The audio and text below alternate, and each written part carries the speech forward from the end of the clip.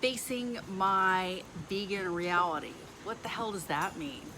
Years ago, when I was living here in Mallorca, I had a long, hard look in the mirror, and sometimes, and I mean a literal look. I don't mean just mean like fixing my hair or brushing my teeth. I meant looking in the mirror and figuring out what the hell I wanted to do with the rest of my life. Why was I here? So it was really kind of more of an existential talk with myself.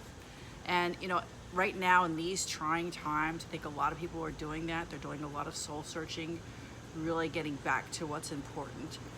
But I was at a pivotal point in my life, and I had and have a pretty good relationship with my family, but I saw for years how my own mother was quite honestly controlled by my father, and how she had allowed herself to kind of be pushed back into the proverbial financial corner, and she couldn't make many decisions without him because she had taken herself out of the workforce for so many years and wasn't gainfully employed. So I realized, I knew if I was going to be on this planet, I needed to work and earn money, and needed to have a job or a career. I needed some way to put money in my bank account so I could do my own things and not be reliant upon someone else. Because some people think, oh, it'd be so great, if someone took care of me, or if someone like oh, this is some way that I don't have to work. People always want to think about retirement, but believe it or not, for me it was more of, I realized it was more not only fulfilling but also freeing and liberating, I think is the word, liberating, to realize that I was the one who needed to stand up on my own 2 feet, do it my way, and never, ever. Look, it's great. It's all well and good to lean on somebody, but to do it once in a while is okay. But to lean on somebody 100% of the time for financial reasons, it actually scared the crap out of me.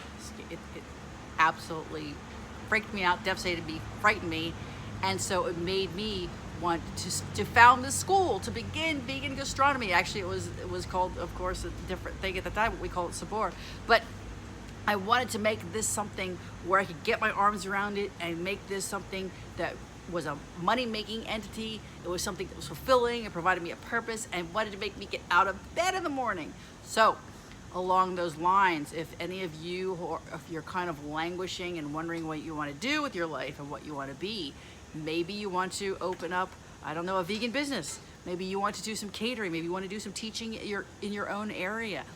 Maybe you want to make some products. We do have a wide variety of products, most specifically like the Panacea and the Gloria, that if you were, I know people right now are interested in starting smaller businesses. They don't want to have a large investment. But if you did purchase, for example, you can get 10 kilograms of Panacea or Gloria and start playing around in your own kitchen. And you could market it to people in your neighborhood, friends and family. You could go to farmers markets.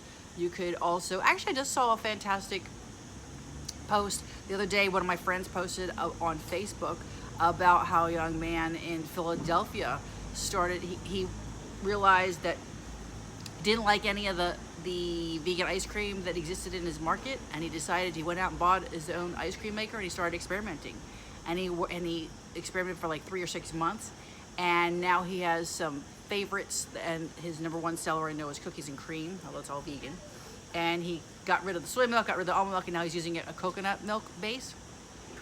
I believe it's called Vanna Banana. Check it out. So he's a young 25-year-old man, Vanna Banana in Philadelphia. If you're in that area, go check him out. But he decided to really harness his dreams, and he's now being sold in a couple of outlets. And look, if he's 25 and he can do it, there's no reason you can't, because I don't think he went and got an MBA and figured out how to do this. So right now, it's in our world, it is about reinventing yourself, pivoting, figuring out what you want to do, what you want to be in life, realizing what is your own reality, where are you now, where do you want to be. Again, the idea, we're going to be coming out in the next months with a brand new course, and I'll just share with you, it's along the idea of longevity and the blue zones. We're going to be calling it the deep blue zone. One of the ideas there is about having a purpose as to why you get up and get out of bed every morning, not just to have your cup of coffee, but to do something else and to have it be meaningful and rewarding and have it be consistent. So have it be something every single day that makes it rewarding and meaningful and purposeful for you to get out of bed. And that'll make it much easier to begin to start your life dreams. So if you can coordinate it with your life dreams and your purpose and something you're interested in, something you like, and then something you're good at, and then hopefully it's something it's beneficial for the environment, for the health, for our world, for your children, for the animals, for whatever is important for you and for your issues and for your purpose. It's all going to be going into one big group, one big basket, and then it'll give you even more push and more oomph and more emphasis to keep going. So there you go. That was my biggest fear, my biggest reality, my biggest vegan, like, oh my God, aha moment when I realized I didn't want to grow up and be like my mother.